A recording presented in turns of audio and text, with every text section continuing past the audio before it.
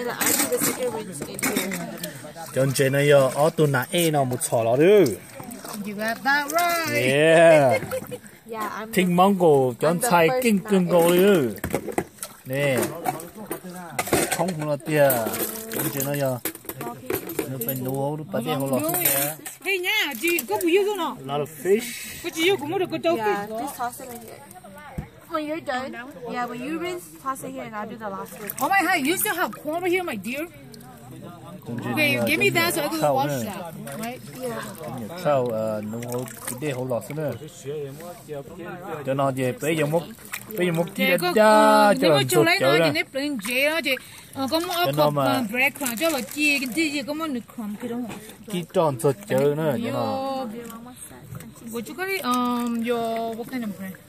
Hot bun. We just do what Uncle said. We just yeah, we just do what Uncle said. We just deep fry it. This is deep fry, bro. Yeah. Deep fry I know. We're not gourmet buffet over here. Yeah. We're just deep fry. Mình cả lúc đấy deep fry nó gì, phải mua thì kia tròn cho chở nữa.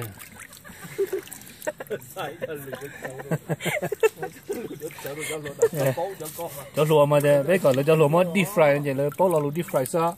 Họ bây giờ là một kia tròn cho chở là chỉ bao nè. Deep fry nè, cho nó cho ở tụi mình nhỏ nãy là chả lắm nữa. Các cái ngồi đó, bây giờ nó mà đi khen cái sai rồi.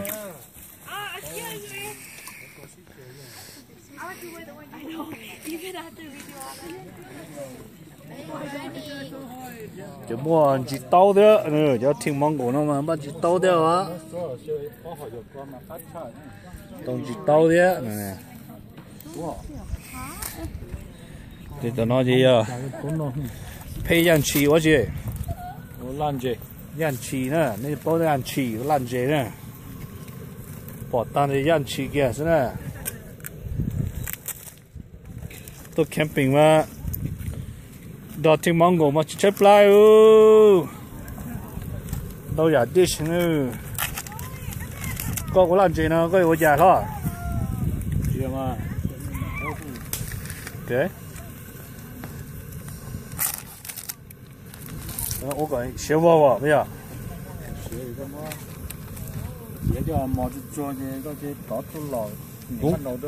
Cũng ba ấy cho khủng bố la đấy hả? Mà mất được con xe cái vấn đề.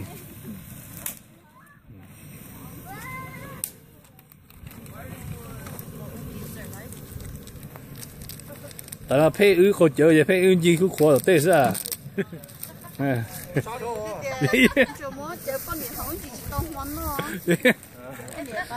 Phê của giờ thì lẩu thế hơi chữ đất ta thế này.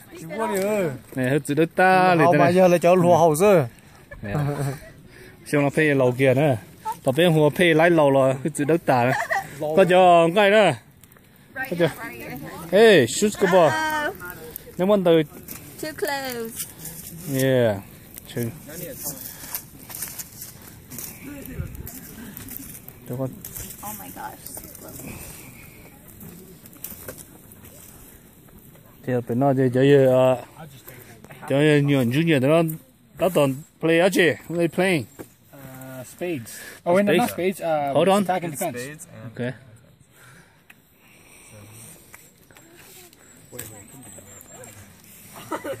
Calm down.